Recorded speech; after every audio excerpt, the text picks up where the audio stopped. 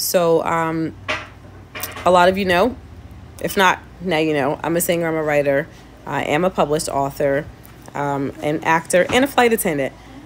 With a lot of things that have been going on in my life, I have not felt inspired to create in a while.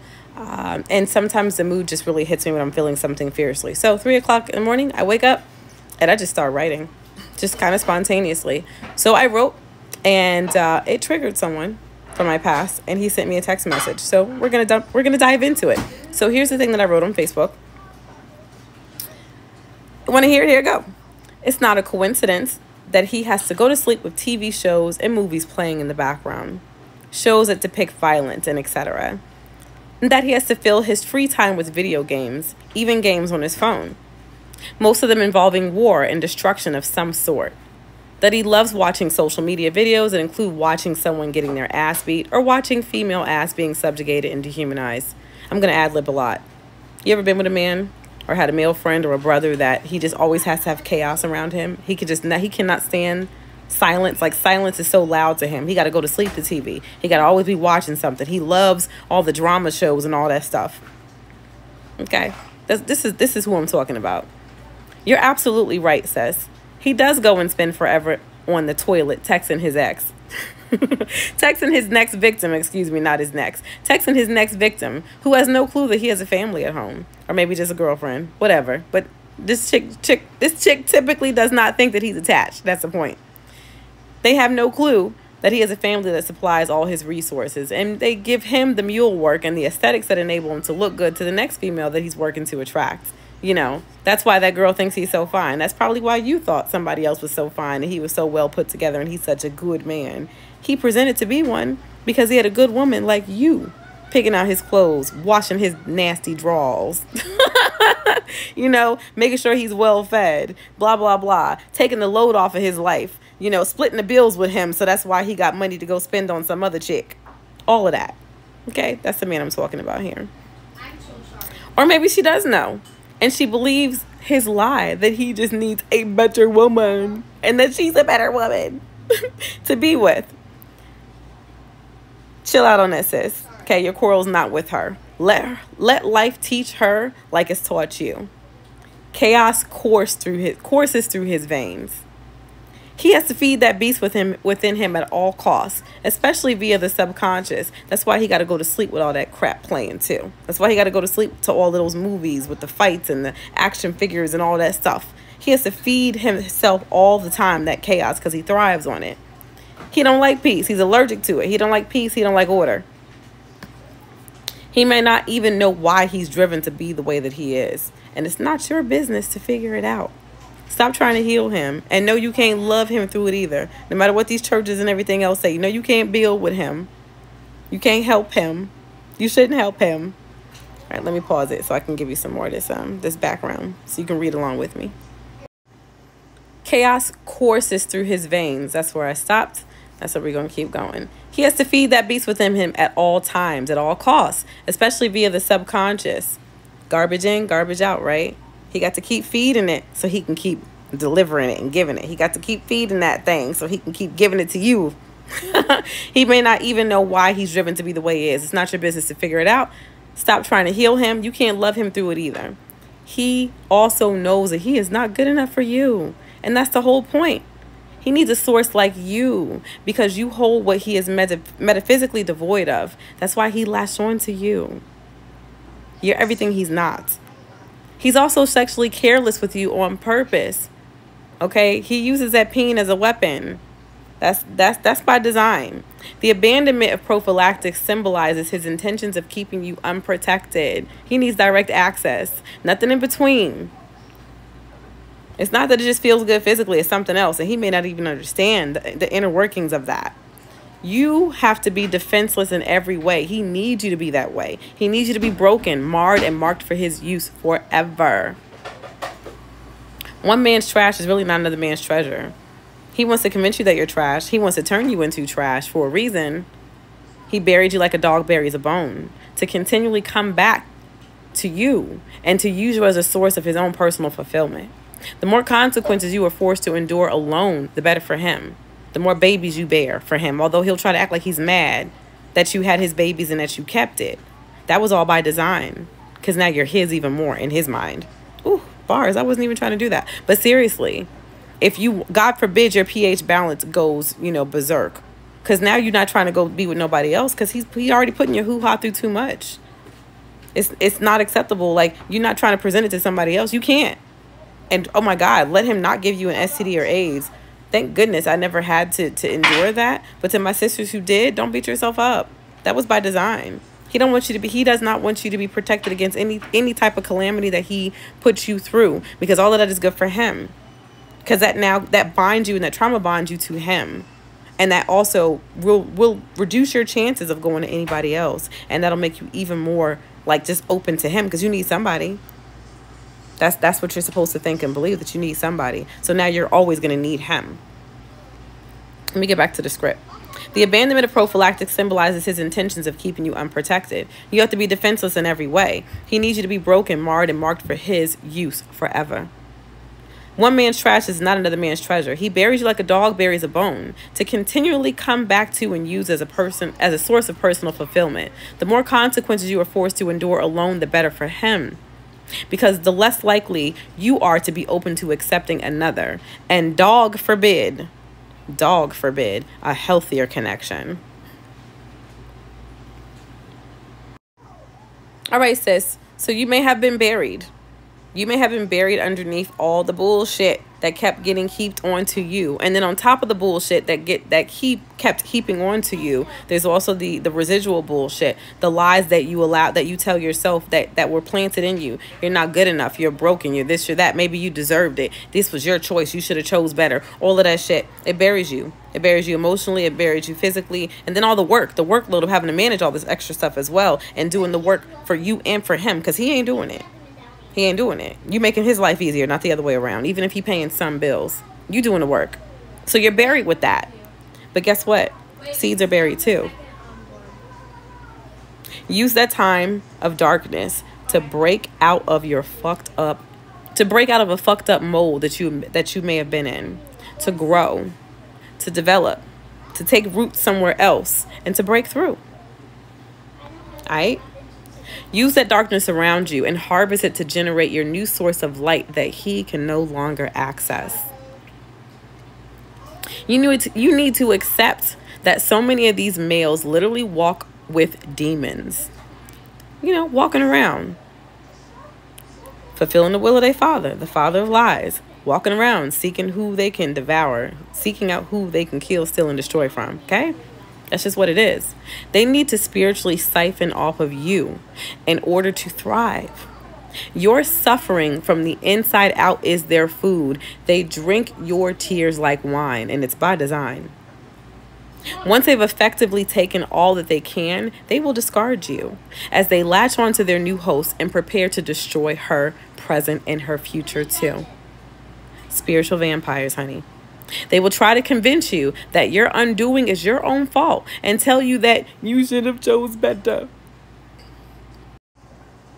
They'll try to convince you that your undoing is your own fault and tell you that you should have chose better.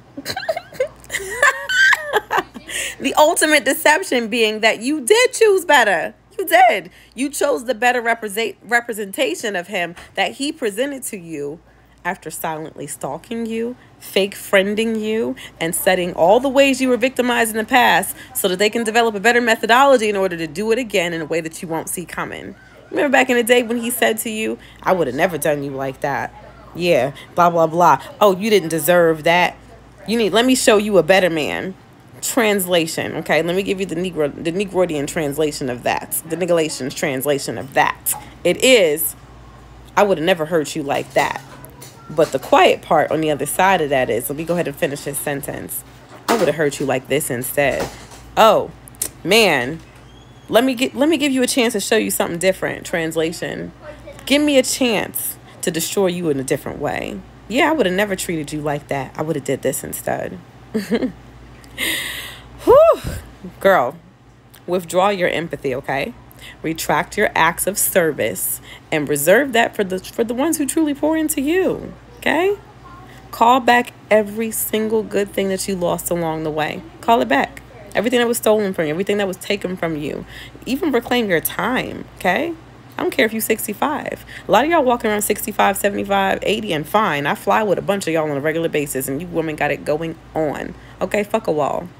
Do push-ups off that hoe. And remember something, you could look down a whole lot more than he could look up, which is why he mad, okay? Oh, no. Well, that too. You can look up more than he could look down, and you can look down and ride it more than he could look up, and that's why he mad, because he needs to convince you of the otherwise. Who really got the power? You too. Call back every single good thing that you lost along the way. Be your own peace, okay? Fuck his peace. Be your own peace. Cease from being sugar, spice, and everything nice. Learn how to transform into sage and sass and read in his ass. Let's fuck around and find out season. Be his karma. That's the post I made earlier today. Put it out there, went on about my day. Some hours later, I get this random text message. And I'm seeing a name, and I'm like, I didn't even realize you even had this name since I moved here to Jersey. Because, like, I moved here, like, years ago. Didn't even know you had this number. Like, we have not had anything to do with each other personally in years. Didn't need to. Let me get to that message. Hold on. It's a pretty nice AI bit. That's a pretty nice AI version of me. I'm really loving it.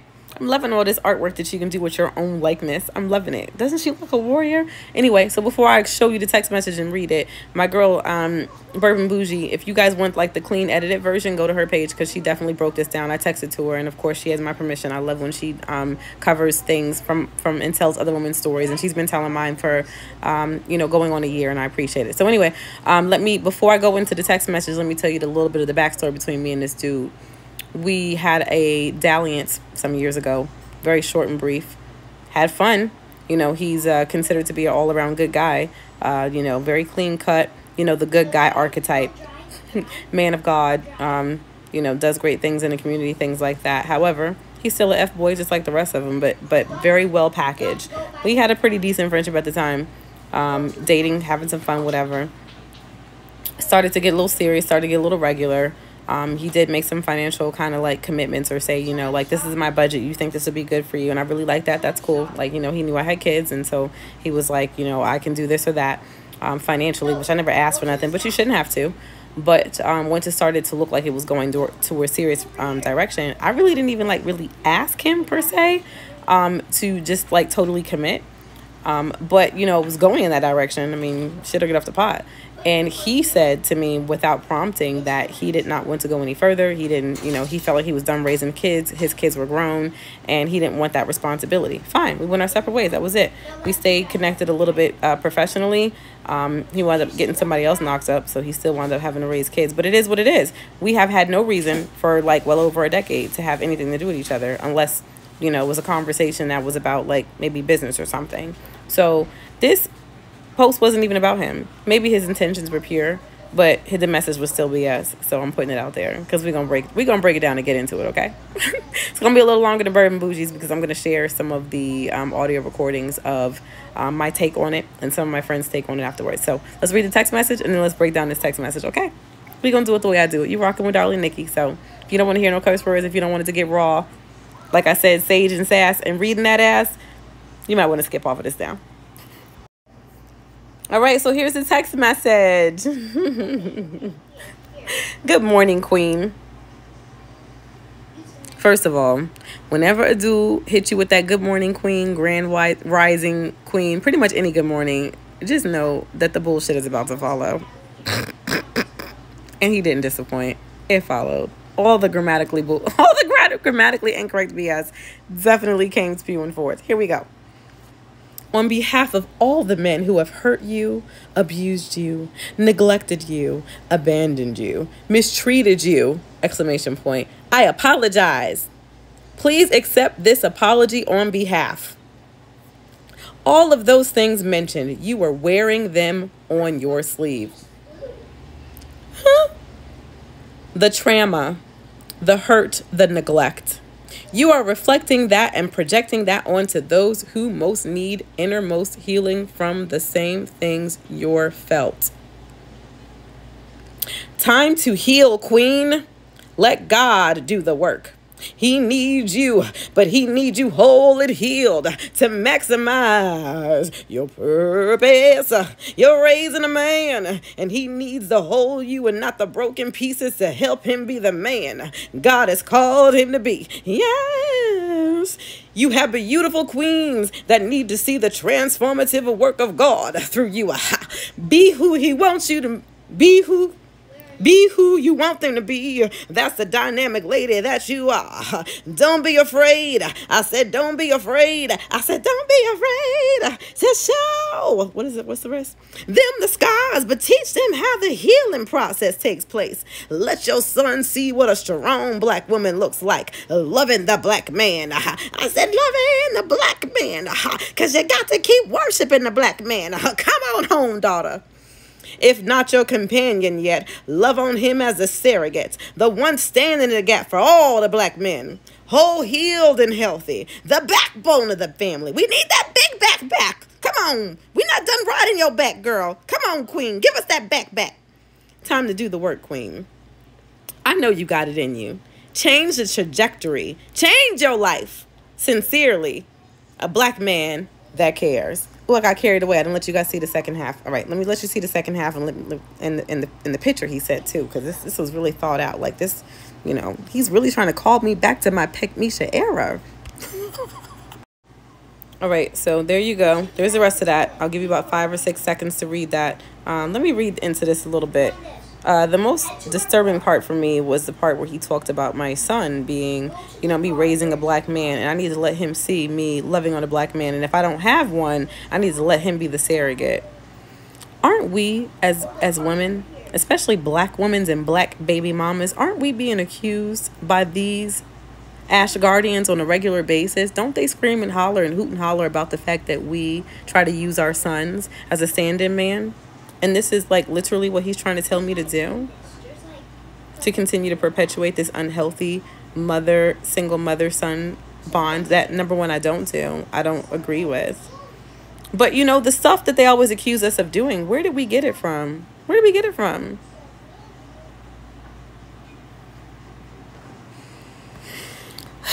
All right, let me let you see this picture too, because, like, you know, this really meant, he meant that. He meant it. All right, look at that image. All brothers and sisters, don't let the world divide us. Look at all those hands. I guess those are the hands of the black man and the black woman. They're all together. Hey, turn down the noise. Why don't you take that game to your room? Look at the hands all together. All together, you know, the unity, you know, the perceived unity of the black woman and the black man together. Let me tell you what I see when I see that. I see nothing but oppression. I see oppression. I see misogyny. I see the hands of women who continue to coddle and cover for and do the work for a lot of these Ash Guardians, a lot of these Kang babies that stand up in a suit but stand behind that big back while we cover them, while we pray for them, while we raise them and their babies. Hold on. What game? Sorry, I had to pause that because, you know, I'm a mom 24/8, a single mom 24/8. Why? Because on behalf of all the men who have abused, who have abandoned, you know. Here's the thing about when they say you're wearing it on your sleeve and everything else, and when they say things that try to passive-aggressively shut you up. They try to shame you for basically being hurt, being abused, being kicked, and then screaming out loud that you're hurt. Remember back in the day in a lot of toxic black families and households where the mother or father would beat the kid, and then the kid's crying because they're beat and hurt, and then they would say, shut up before I give you something to cry about. That's essentially what they're doing. That's even what this text message is doing. You know, take that abuse and shut up. Don't talk about it out loud. Don't shame these monsters. Is this recording? I'm going to make sure. Don't shame these monsters. Don't shame these MFers for what they're doing to you. Just take it. Be a strong black woman. Keep taking that bullshit. Take it in stride. And still give us your back to ride. I swear, I don't be trying to rhyme, you guys. You know what? I get that from my aunt, Charlene. May she rest in peace. Yes, definitely channeling her spirit when it comes to this stuff. But seriously though, that's what that is. Let us keep beating you. Let us keep kicking you aside. Let us keep invading your womb. Let us keep stealing your magic. Let us keep siphoning off of your mind and your wisdom, but perverting it, but taking advantage of it. Let us keep coming back to you as a source of comfort, as a source of nurturing and everything else, and then kicking you aside. Let us keep building off of you and be quiet about it, because that's unity.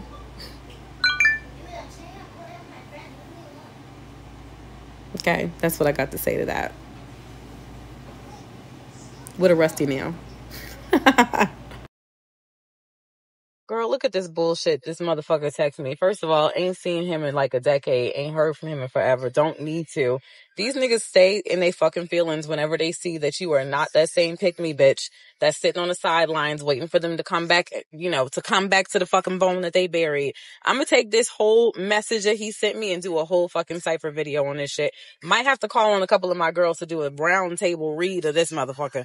Like a black man that cares. Nigga, go to fucking hell. Let me tell you about this black man who cares that sent me this message. The same motherfucker that refused to use a condom. Like, refuse, which is why I stopped fucking with him. The same motherfucker that when I got a brand new job, you want to celebrate by trying to get me high all the time, knowing that it's a high security job where I'm gonna have to get drug tested all the time. And I did get drug tested like several days after the last time you trying to get me to smoke weed with you all the time. A black man who cares, huh? A black man who cares, who always want to spend money on me, give me money as long as I'm available for your motherfucking use. But when I say it's time to shit or get off the pot, you say nah, because I'm not trying to raise all your kids. But then as soon as I leave your ass, what happens? You get another bitch pregnant.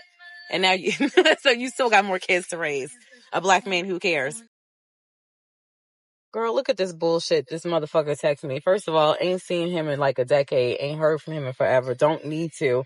These niggas stay in they fucking feelings whenever they see that you are not that same pick-me bitch that's sitting on the sidelines waiting for them to come back, to come back to the fucking bone that they buried. I'm gonna take this whole message that he sent me and do a whole fucking Cypher video on this shit. Might have to call on a couple of my girls to do a round table read of this motherfucker. Like a black man that cares. Nigga, go to fucking hell. Let me tell you about this black man who cares that sent me this message. The same motherfucker that refused to use a condom. Like, refuse, which is why I stopped fucking with him. The same motherfucker that when I got a brand new job, you want to celebrate by trying to get me high all the time, knowing that it's a high security job where I'm gonna have to get drug tested all the time. And I did get drug tested like several days after the last time you trying to get me to smoke weed with you all the time. A black man who cares, huh? A black man who cares, who always want to spend money on me, give me money as long as I'm available for your motherfucking use. But when I say it's time to shit or get off the pot, you say nah, because I'm not trying to raise all your kids. But then as soon as I leave your ass, what happens? You get another bitch pregnant. And now you, so you still got more kids to raise. A black man who cares. Girl, look at this bullshit. This motherfucker texted me. First of all, They always got all the smoke for the women who have dealt with these type of demonic energies, but they don't have that energy for the ones causing the trauma. They always come for those who speak against the trauma and try to get them to preaching them about not dividing anything, but you need to talk to the people that are causing the trauma. girl, when I read that message, I'm gonna go ahead and give the nigga Lason's translation of what this motherfucker just said to me. You need to come on home, daughter. Come on back home. Come on back to where you belong. Come on back to your pygmy root. Change your life. You're raising a black man. Let that black man be the stand in for the black man. Practice loving the black man by loving on your son like he's your man. Stop speaking about all the raggedy shit we do. Stop complaining about it. Come on back and let us finish you off. We're not done fucking up your life, woman. Come on back to the place of submission, why don't you? Heavy on the why don't you come back and let me finish you off? Because that's exactly what they're going to do. It's like that one meme I saw that said, I know you've been hurt like that, but let me hurt you like this.